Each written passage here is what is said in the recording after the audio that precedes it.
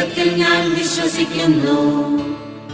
അവിടുത്തെ ഏകപുത്രനും ഞങ്ങളുടെ കർത്താവുമായ ഈശോ മിശിഹായിലും ഞാൻ വിശ്വസിക്കുന്നു.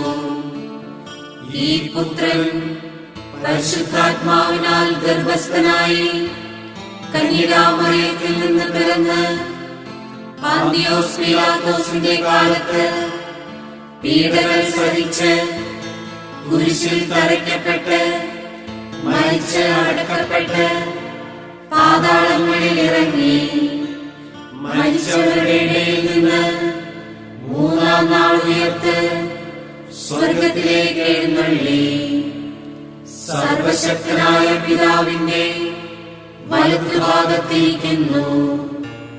അവിടെ നിന്ന് ജീവിക്കുന്നവരെയും മരിച്ചവരെയും വിധിക്കുവാൻ